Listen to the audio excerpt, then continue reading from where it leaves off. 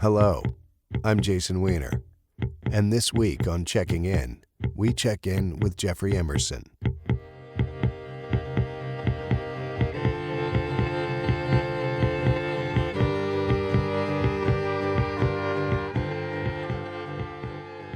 Jeffery is a cartographer, drawing a map of unknown human shores. He sails the seas and finds comfort in the doldrums. A man at motion and at rest simultaneously. Jeffery sells seashells by the seashore, but not the way you think. He does it for charity. We'll ask Jeffery who he thinks he is, and he'll tell us why he isn't. This week on Checking In with Jason Weiner.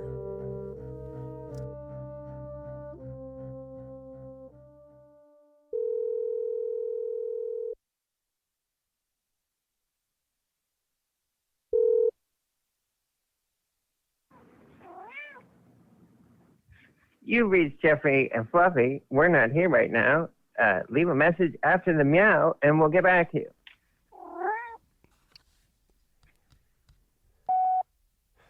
Jeffrey, looks like you're indisposed at the moment, but I look forward to talking to you.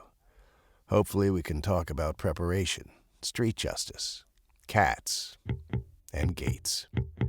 Hope you're doing well, and I hope we can talk soon. This has been Jason Weiner, checking in.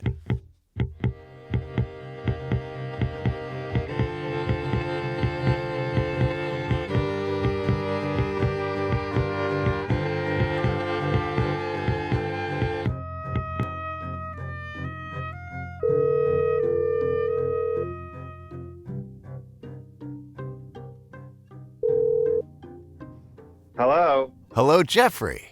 Yes, who's calling? This is Jason Weiner checking in. Hi. How are you? Hi, Jason Weiner. How's it going?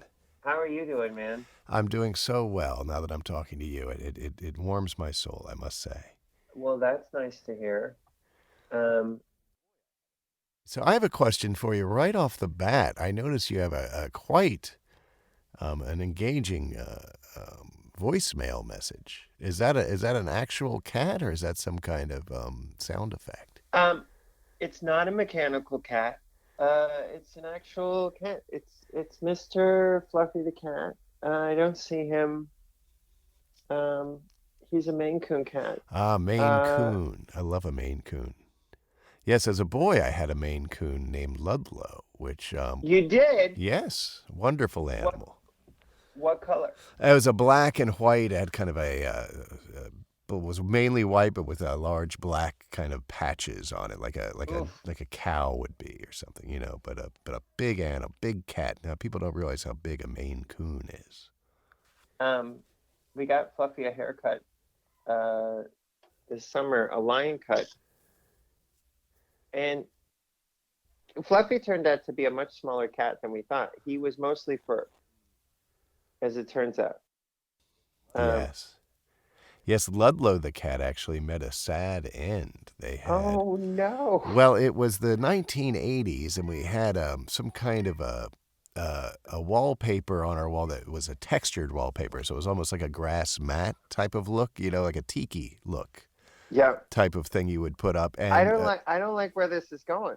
And he would climb the walls, literally, and to get on top of the wall unit, I guess.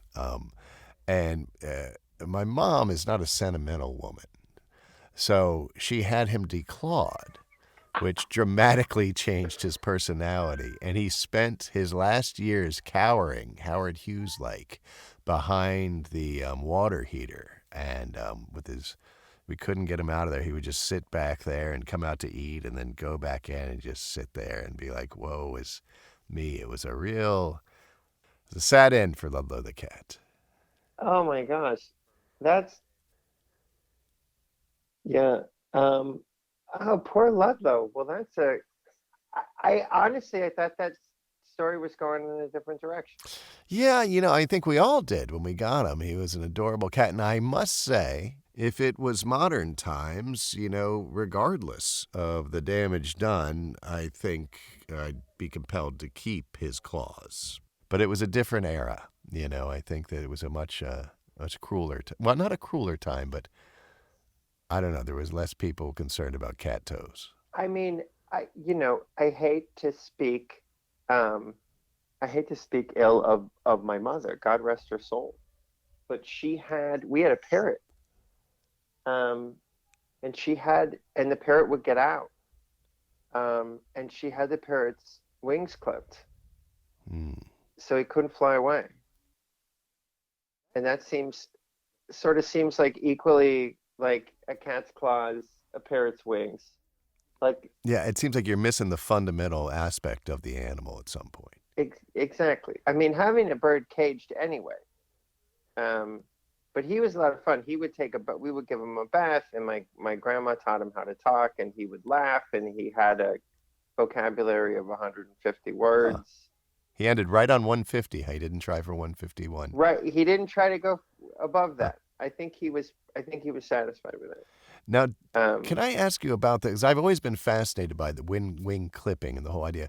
Does a vet do that, or do you just go to like a guy in an alley? Who clips a bird's wings exactly? I mean, who clips a bird's wings? And do they tell their friends? Probably It not. seems like a kind of an unhonorable or dishonorable profession. Yeah, it's like dog cat. It's kind of like being a dog catcher. But there's rabid dogs. Atticus Finch, killed a dog. I think that's appropriate at times. But the wing clipping seems.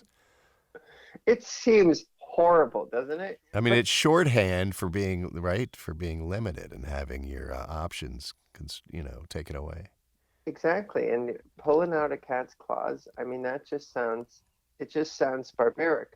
30 years later, it sounds barbaric to me.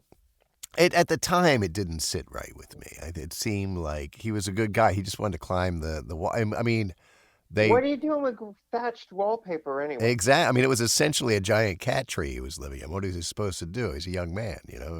We already taken his It balls. sounds He really had to express himself It somehow. sounds really fun. I mean, honestly, it's like, are you going to get rid of the wallpaper? Or are you going to get rid of the cat?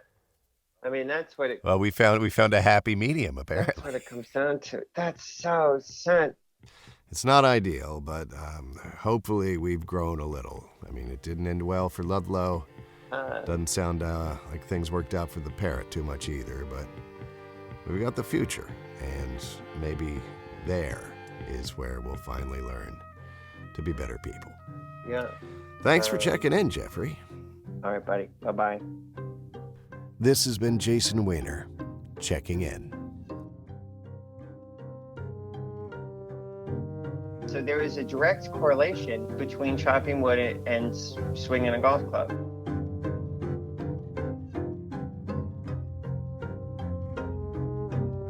Well, there was another cat involved named Mr. Legs.